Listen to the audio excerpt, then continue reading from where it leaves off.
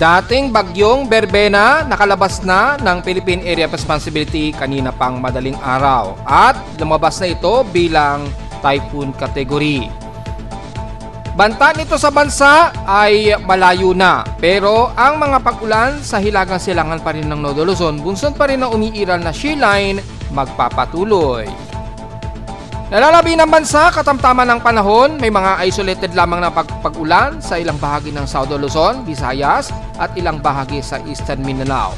Nalalabi ng Mindanao, at least moderate at fairly weather naman ang panahon. Binabantayang convergence sa may bandang Marshall Islands, nasa 70% chance na to 60% chance na posibleng maging isang invest bago matapos ang huling 2 o 3 araw ng November.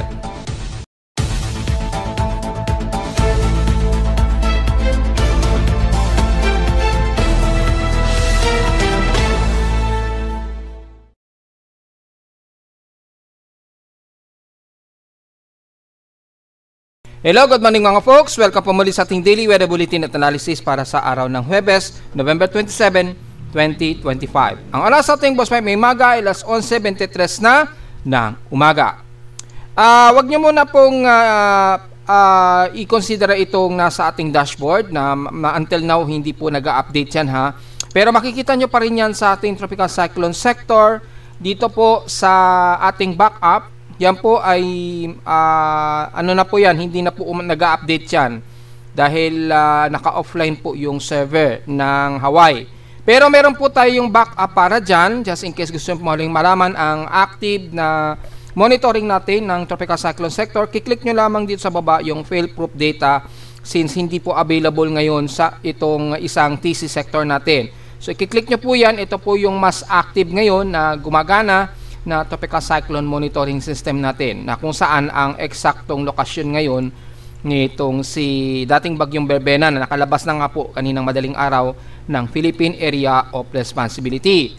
Ayan, nasa category 1 typhoon na po siya sa kanyang 1 minute average. Yan. Ito yung huling update niya, 8 o'clock AM oras sa atin sa Pilipinas. Pero last viewed ngayong 11:20 ng umaga. So makikita po natin yung pinaka latest update niya maging yung last viewed niya. So anytime within 1 hour po ay nag-update po yan. And then yung last updated usually lumilitaw yan every 6 hours.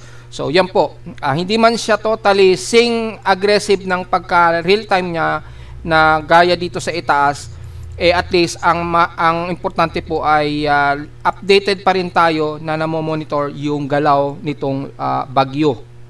Although hindi na po ito banta sa bansa, at least yung ilang pag-ulan pa rin medyo iiral sa ilang bahagi ng kaluran ng bansa, which is tatalakayin natin memyang konti.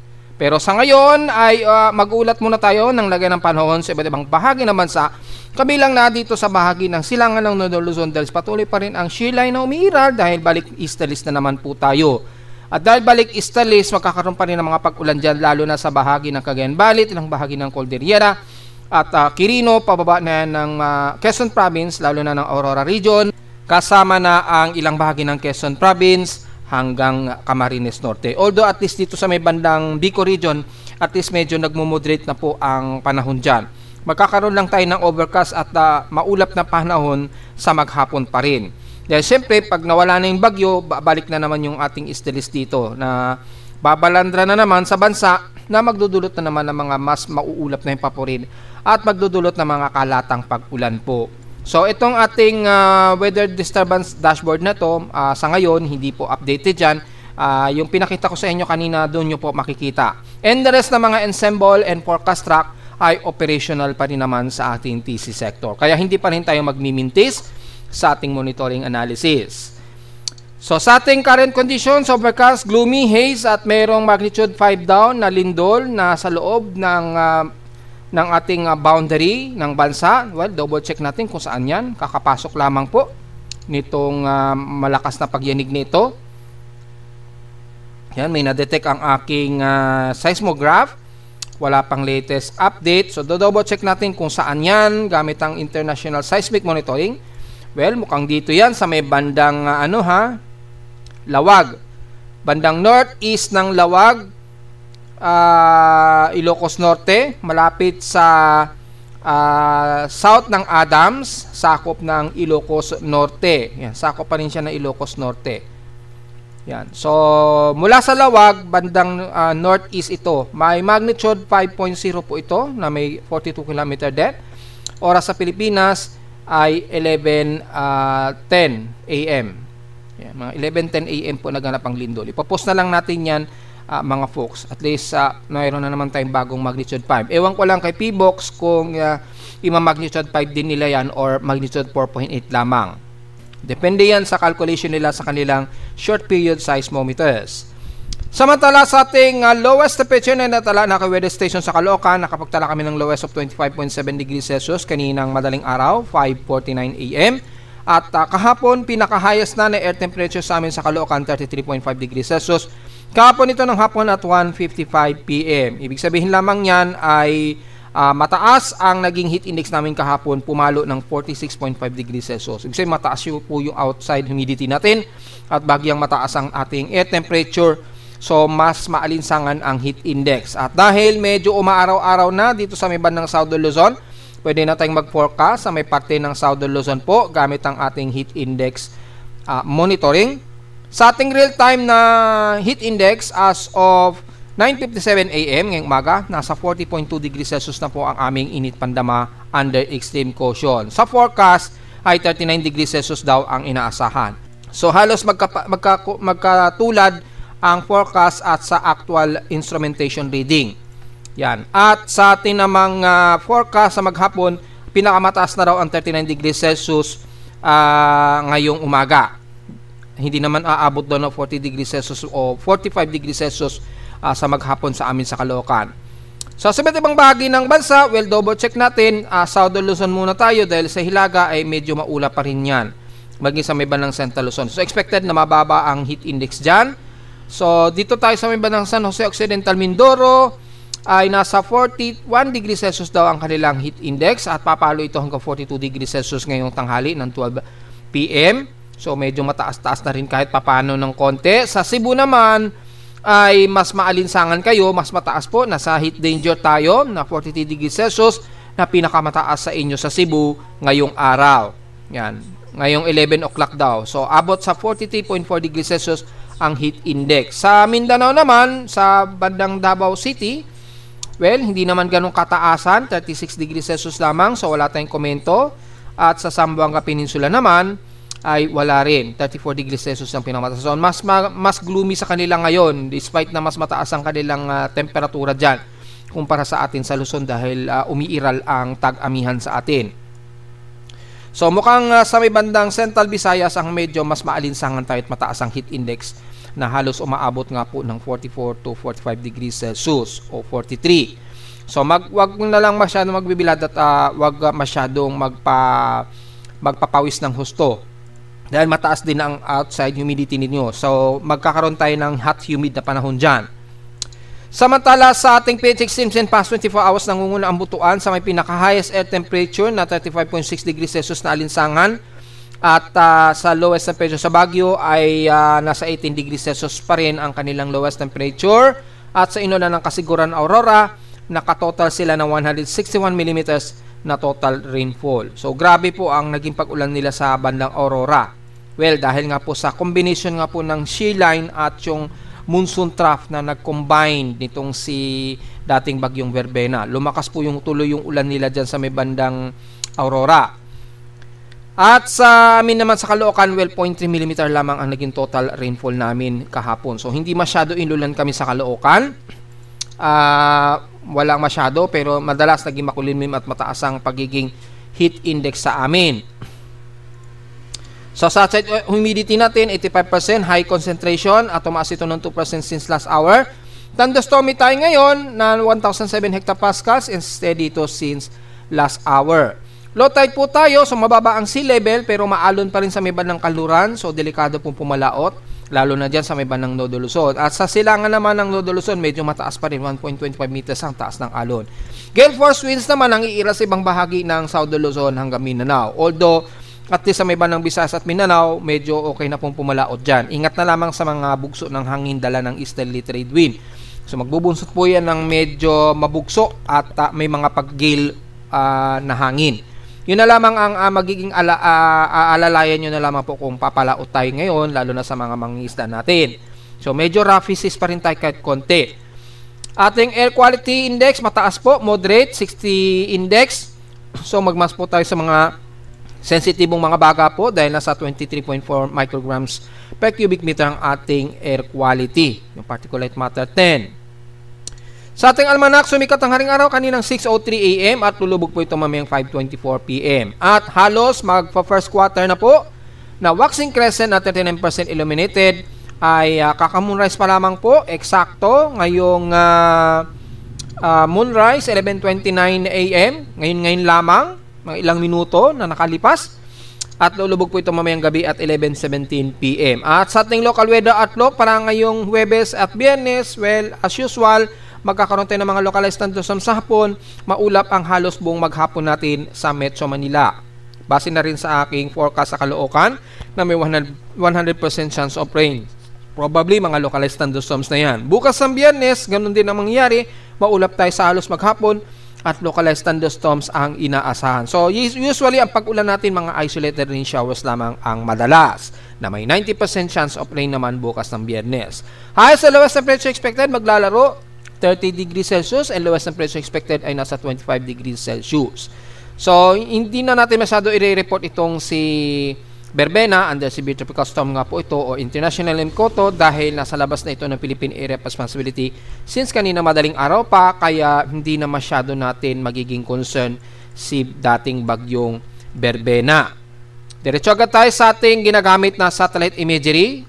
Yan, so makita natin ang extreme nodal Luzon pa rin ay makakaranas ng maulap na himpapawirin dahil po sa umiiral na shear line dito sa itaas. Ayan, makikita naman po natin yung shear line dito, umiiral, kaya magiging maulan po ang buong o halos buong nodal Luzon, especially dyan sa may bandang Cagayan Valley, kasama ng Tuguegarao, Quirino, Isabela, pababa ng ilang bahagi ng Aurora Region, hanggang dyan sa may bandang Pulilo Island. So, magkakaroon tayo ng mga moderate and some heavy rain showers po. Dahil kung double natin, o double check natin sa heavy rain potential, malawak po ang cluster ng heavy rain potential sa extreme nodal Luzon, maging sa isla ng Batanes, Copop Island o bandang Calayan, Cagayan.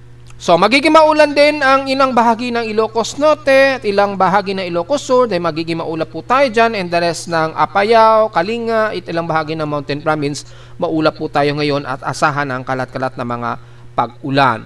Ganon din silang bahagi ng La Union, Benguet, yan, maulap tayo dyan, ilang bahagi ng Zambales at Pangasinan, maulap tayo, asahan ang mga light to some moderate rain showers ang iiral hanggang dito na sa may bandang Nueva Ecija. Pero mula bandang Pampanga, Bulacan at Metro Manila at Calabarzon area, magiging gloomy rin ang ating panahon. So, hindi mawawala ang mga isolated rain showers and localized thunderstorms na namamagitan po tayo sa mataas na water vapor dito sa Hilagan Silangan at yung monsoon trough naman na may mga monsoon trough pa rin sa karagatan ng West Philippine Sea na medyo nag-a-accumulate sa may bandang kaluran ng Zambales at Manila Bay na magbubunsod yan ng maulap na himpapawirin natin sa halos maghapon, kaya hindi mawawala ang mga ilang precipitation pa rin na at least mahihina at katamtamang pag-ulan sa maghapon.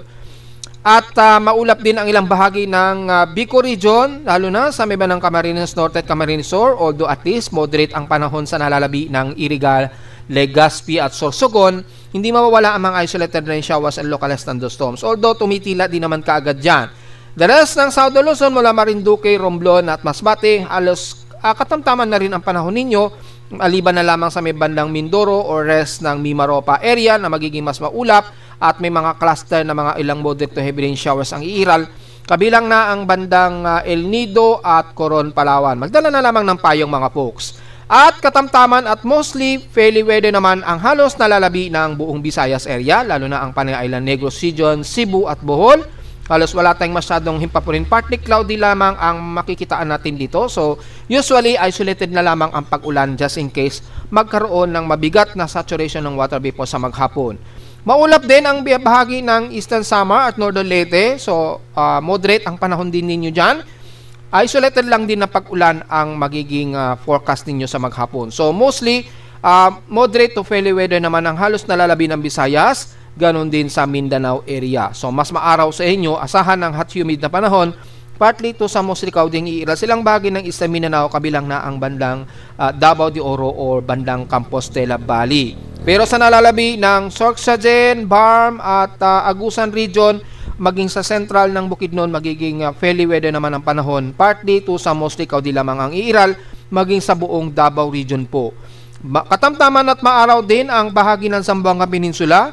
So, magiging fairly weather naman tayo so far dahil walang mataas na forecast pero may maliitan na chance sa panintay na uulanin pagdating po ng hapon na may kasamang localized thunderstorm. So, usually ang parte ng South Luzon at North Luzon lamang ang mas makakaranas ng mas gloomy na panahon at mga kalat-kalat na mga ilang moderate to some heavy rain showers, lalo na dito sa umiiral na paligid ng shear line sa northeastern Luzon at most west sections ng Northern Luzon.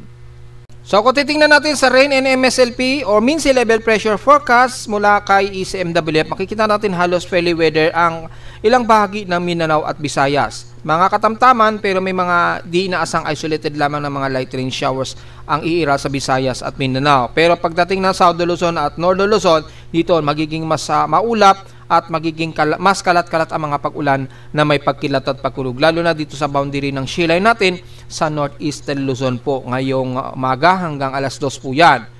Then 2 o'clock PM onwards po, yan magkakaroon daw ng mga ilang kalat-kalat na pag-ulan silang bahagi ng kanluran ng bansa, especially Palawan at bandang Negros Region.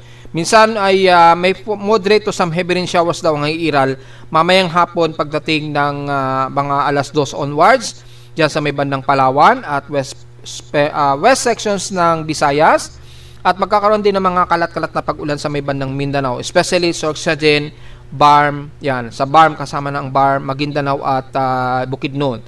Isolated lang na mga mahina at katamtamang pag-ulan sa may ilang bahagi ng Davao Region. Pero sa Northern Luzon, dahil sa shear line, patuloy pa rin kayo makakaranas na mga moderate to heavy rain showers dyan. Ingat na lamang po sa localized thunderstorms, lalo na sa malapit dyan sa area na kung saan apektado kayo ng ulan dala ng shear line. At mamayang gabi naman ay patuloy pa rin magiging maulan ang Northern Luzon dahil sa shear line. Ayan po, na-enhance pa ng monsoon trap nitong si dating bagyong Verbena ang hilagang bahagi ng Northern Luzon.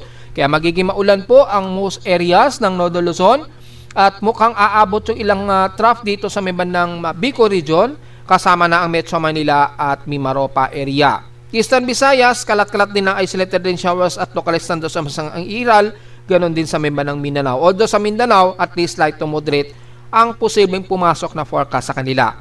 Mamayang gabi na po yan. So, mukhang magiging gloomy rin tayo pagsapit po ng hapon, yung mga afternoon rain showers, maging sa Visayas at Mindanao, ay maaring mangyari pa rin ang mga kalat-kalat na pag-ulan. So, be ready na lamang sa payong, bukod sa tinding sikat ng araw ng tirik ng araw ninyo sa Visayas at Mindanao, kundi doon sa di inaasahang mga isolated rain showers and localized thunderstorms. So, diretso agad tayo sa ating ginagamit at computer-generated tropical cyclone sector, since hindi po ngayon updated yung ating upper tropical cyclone sector sa harap, maging dito, ayan o, hindi na gumalaw yung track ni 92W. 92W pa rin siya. Typhoon category na siya at nandito na yun sa labas ng PAR. So, meron tayong backup na tinatawag. Ito po yung for fail-proof data. I-click nyo lamang yan. Ito po yung mas aktibo natin na backup. Just in case nag-fail po yung TC sector natin na isa. Ito po yan. Nasa labas na po siya ng Philippine Area of Responsibility at na kaninang madaling araw po ito nakalabas. Kung susukatin natin ang oras nito as of 11:31 AM nung last build natin, yan, ay namataan ang sentro niya, ang magiging reference point natin, ang Basunwaga, Coron, Palawan. Yan. Yan, 679 km northwest ng Basunwaga, Coron, Palawan. Mula sa pinakagitna niyan. So, ulitin na lang natin, ito yung magiging reference point natin.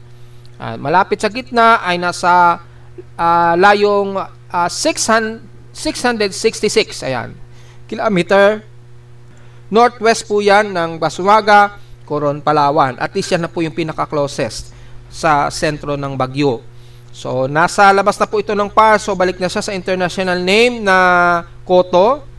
Yan, category 1 typhoon na po siya na may 1 minute sustain na 148 km/h, malapit sa gitna at bugsong maabot ng 193 kilometers per hour. Center of pressure 975 hectopascals. And then kung titingnan natin sa track dito, ang magiging pagkilos niya pa southwestward. Kumikilos siya pa southwestward at yung bilis, wala po tayong data kung gaano na yan kabilis dahil nga po hindi latest ang update natin. Dito lamang kasi nakikita natin yung movement niyan. So wala tayo sa ngayon na data kung gaano kabilis ito. Pero assuming nasa around 23 o mga 10 km an hour na lamang dahil medyo bumabagal na po kasi ang kilos niya dito pa kanluran dahil nag-i-interact na siya dito sa malakas na bugso ng hangin mula sa northeasterly wind o yung northeast monsoon dito. So malakas po yung wind shear niya dito kaya medyo bumabagal ngayon ang pagkilos niya pa kanluran. Tapos kumikilos pa siya bahagyang padausos ng konti. Dahil sa lakas po ng wind shear, mapapansin natin dito sa ating tropical cyclone track combination, mapapansin nyo medyo dadaos-dos pa siya. Yan, medyo magpapadaos-dos pa yan. Yan, magpapadaos-dos pa po yan. And then makikita nyo po is bahagya muna siyang magsa-southwest. Kasi nandito na ngayon yung kasalukuyan niyang lokasyon. So kasalukuyang padaos-dos muna ang galaw nito. Then babawi siya agad pa northwest. Yan, malakas po yung interaction sa kanya ng wind shear dito. Kaya medyo hirap ngayon. Yan. So, mukhang nandito na yung pinaka-actual niya.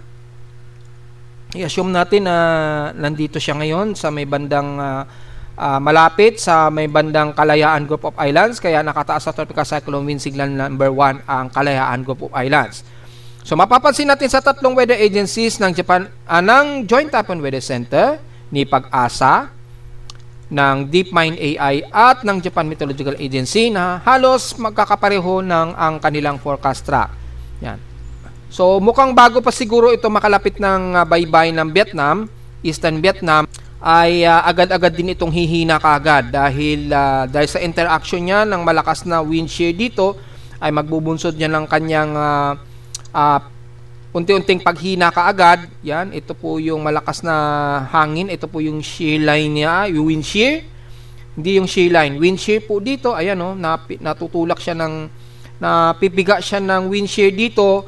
Kaya napipigilan, unti-unti, pinapahina niya yung sirkulasyon nitong si dating bagyong Berbena. Ayan, ito po yung actual satellite imagery niya. Yan, so mapapansin niyo po yung galaw niya. Bahagyang dumadaos-dos muna siya ng konti. Tapos babawi ito pa northward o pa northwestward.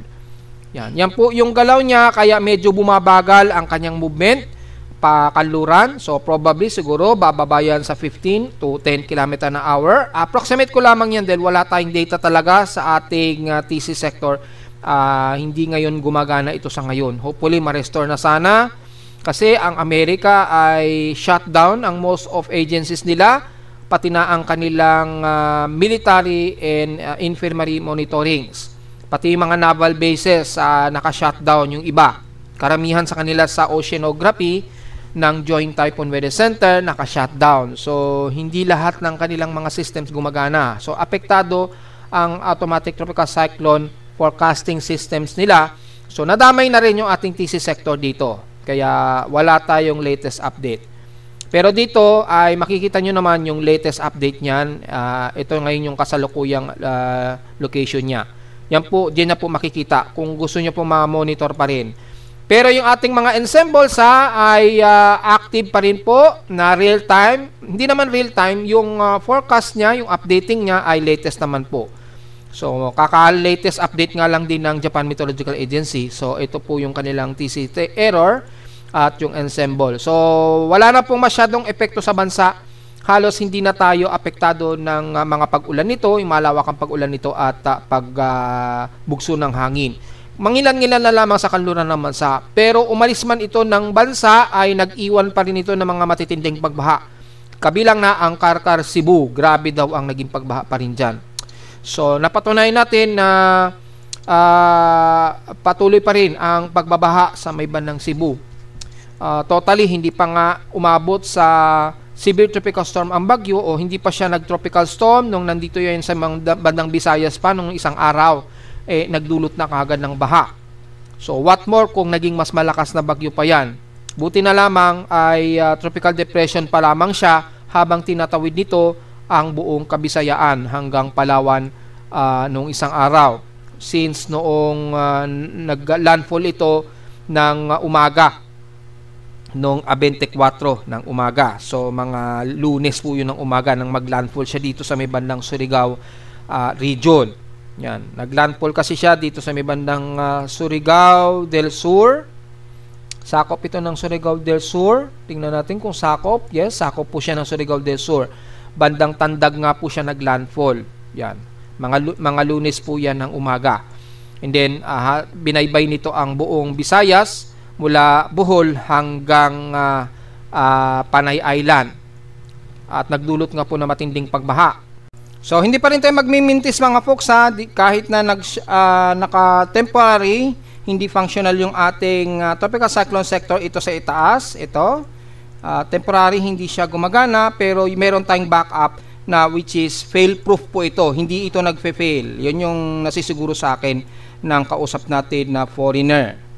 Na actual sa pinaka-center nila ay binibigyan tayo ng archive data. So once na mag-fail po yung mga ibang agencies, gaya na lamang ng ibang parte ng NAVAL sa Joint Typhoon Weather Center, ay meron pa rin tayong backup dito na ginagamit. So which is ito na nga yung eksakto niya na data, which is nasa category 1 typhoon na nga daw itong si Koto. So ano pa man ang magiging epekto dito sa Eastern Vietnam na at least alam na po ng mga kababayan nating OFW sa Vietnam ang paghahanda just in case. Pero ang expected naman natin bago yan lumapit ng baybayin ay gradually hihina din kaagad yan. Dahil unti-unti hindi yan makakapenetrate ng agad-agad dito sa may bandang Vietnam dahil nga po malakas ang daloy ng wind shear. So yun po yung ano natin. At kung titingnan natin sa forecast and symbols mula sa DeepMind, since magulo yung sa NOAA, magulo rin yung labas ng forecast ng shear line. So nasa under severe tropical storm siya to typhoon. So 50-50 yung forecast nito. Yan, ito po yung forecast niya. And then dito na siya naglalaro dito sa may bandang karagatan. Nahihirapan na kasi siya dito. So medyo very erratic yung ensemble niya rito. Ayun o.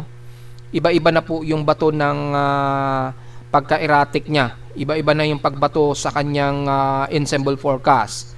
So baka gradually, baka bago makalapit ito dito sa may bandang Vietnam, ay baka humina din kagad at tuluyang maging low pressure area. Just in case makalapit ito ng baybayin. Yun na lamang yung magiging babantayan ng ating mga OFW sa Vietnam. Pero sa bansa natin, ay wala na tayo masyadong magiging concern kay dating bagyong Verbena. Ang magiging concern na lamang natin yung ulan dala po ng shear line dito sa hilagang bahagi ng Nodo Luzon. At nalalabi naman ng bansa ay balik easterly, so balik alinsangan na naman po tayo. So walang masyadong crucial na magiging epekto sa atin itong si dating bagyong Verbena. So diretso agad tayo sa ating tropical cyclone assessment monitoring. Para naman doon sa bagong convergence na binabantay natin, kung may posibilidad ba sa unang linggo ng December, tuluyan ba itong magiging isang aktibong low pressure area ba or manatili na lamang siyang surface trap lamang. So yun lamang yung ating magiging ano natin dito. Sa ngayon, mula sa ating West Pacific Basin ay makikita natin medyo mataas po. Halos moderate to strong cyclonic na po yung nakikitaan dito sa may bandang southeast of Guam. Ayan, mayroong nakikitaan na circulation na pero broad and shallow. Yung favorable ng kanyang convergence, at least favorable na po siya. So maliwanag po na nagkakaroon na po ng favorable yung kanyang low level convection dito habang disorganized pa yung kanyang kaulapan na sirkulasyon. So, hindi naman tayo nagkakamali. Ayan, pati yung kanyang cyclonic probability, nagkakaroon na ng ilang palatandaan, pero disorganized pa po. Maging yung kanyang horizontal, kasi nagkakaroon ng medyo nagpipin down yung pag-horizontal ng hangin dito gamit ang easterlies, pero patuloy pa rin ang daloy ng easterlies dyan. Kaya nagkakaroon pa rin ng tuloy-tuloy na horizontal anomaly. Kaya patuloy ang pagtaas ng kanyang vorticity at ng kanyang convergence, although disorganized nga po siya. Mula sa mean winds naman, para matingnan natin yung favorable niya ng kanyang wind shear dito.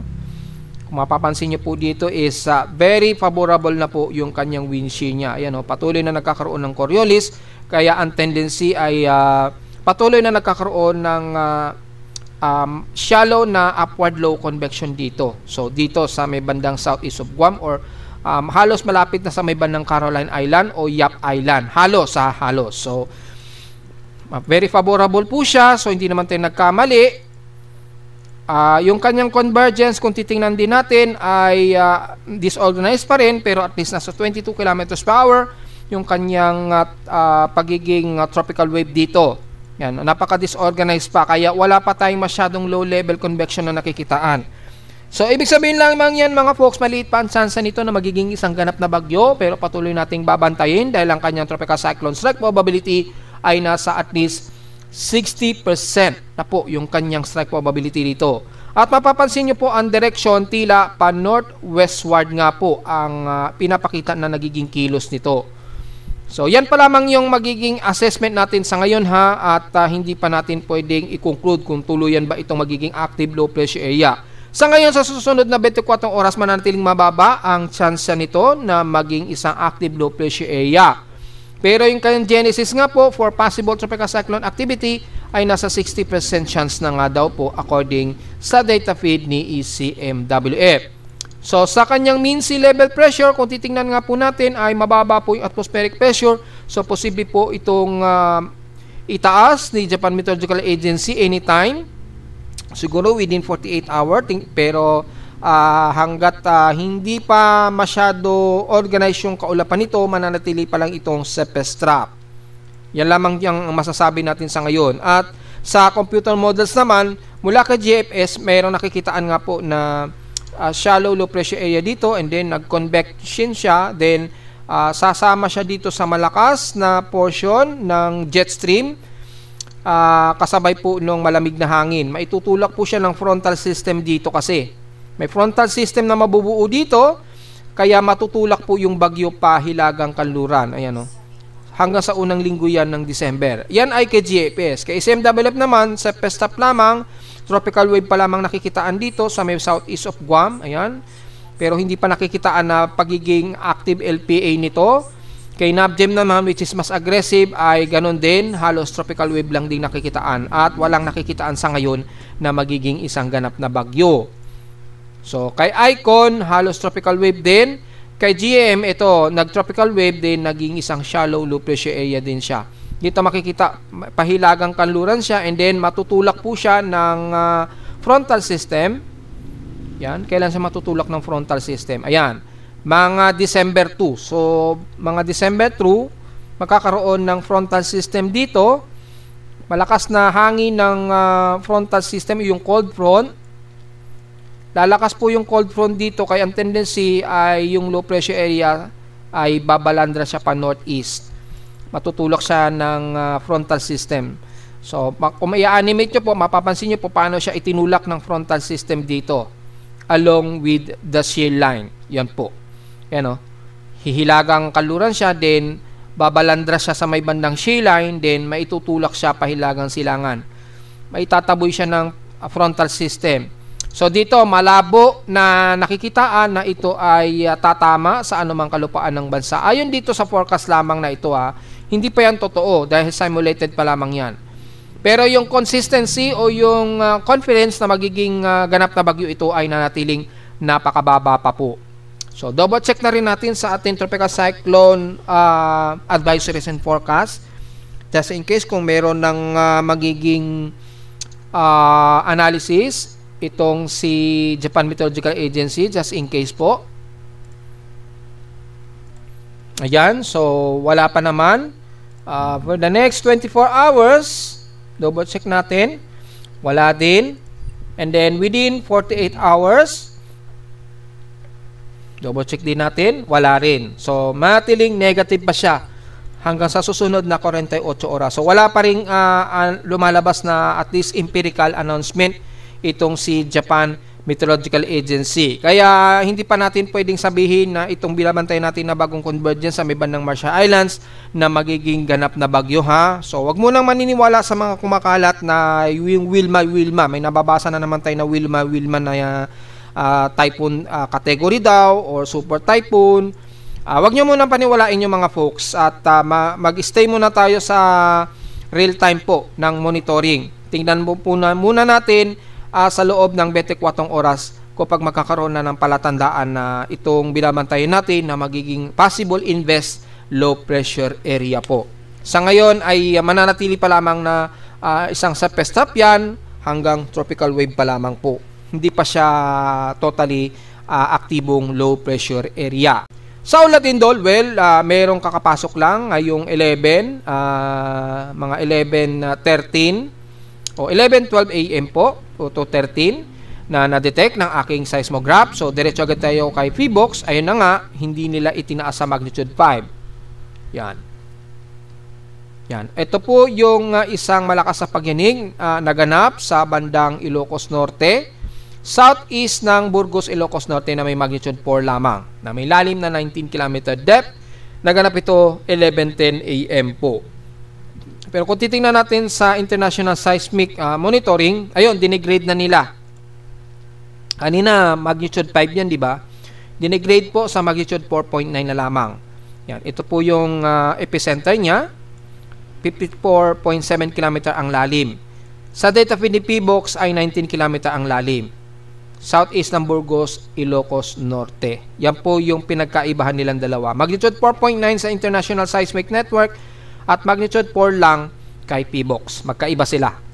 So, yan lang po ang pinaka-latest magnitude 4 natin na naitala at mula kanina madaling araw o konti pa lamang ang nadagdagan pero patuloy ang mga aftershock sa may bandang Bogo, Cebu at ilang area pa rin ng Manay, Davao Oriental pa rin. Yan, meron sa may bandang Caraga. Yan, sa Manay, so far, mukhang wala pa naman yatang Manay ngayon.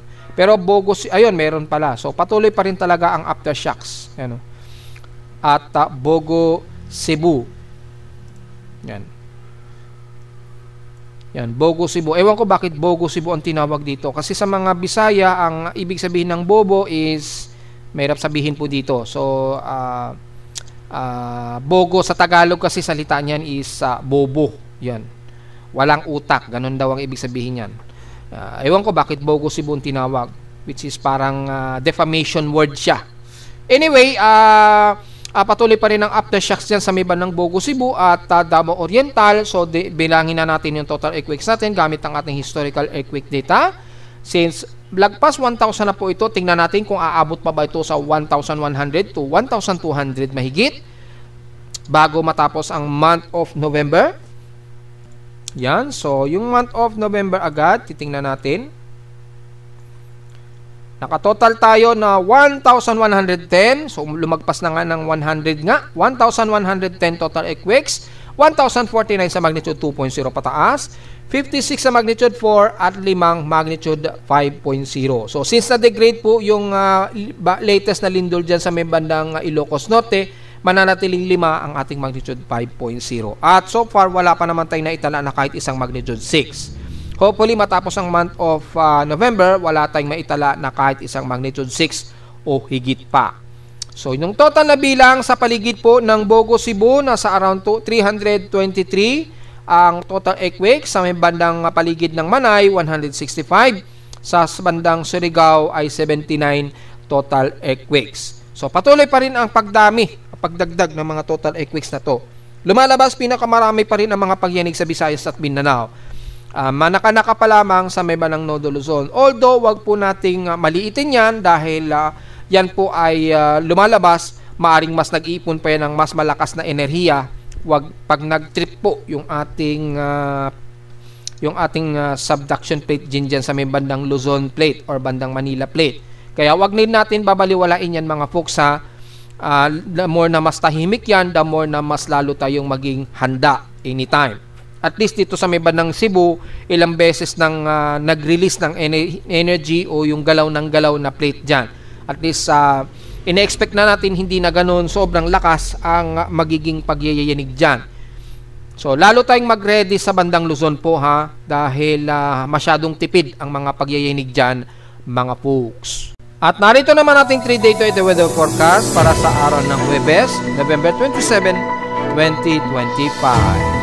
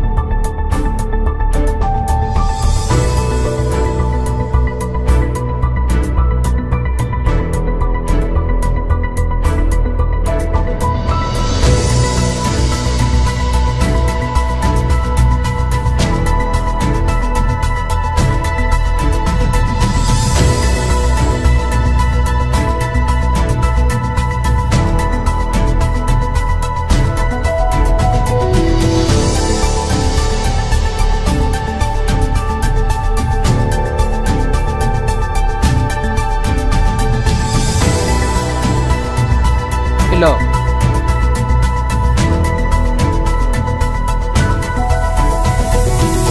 At hanggang dito na lang po ating daily weather bulletin at analysis para sa araw ng Huwebes, November 27, 2025. Huwag mo kalilimutan na mag-like, share, subscribe po sa ating YouTube channel at visit lamang anytime sa ating website na www.pimoweather.com para sa babang detalye nyo gusto malaman na hindi natin isama ngayong tanghaling tapat sa ating report. Asahan na gloomy ang panahon natin at asahan din ang localized thunderstorms lalo na sa hapon o sa gabi. Visit lamang sa ating website sa gusto malaman pinaka-dynamic events mula sa reading mismo ng aking aparato sa Caloocan at sa data feeds mula sa iba't ibang weather agencies. Maraming salamat po mga folks at magandang araw po sa ating lahat.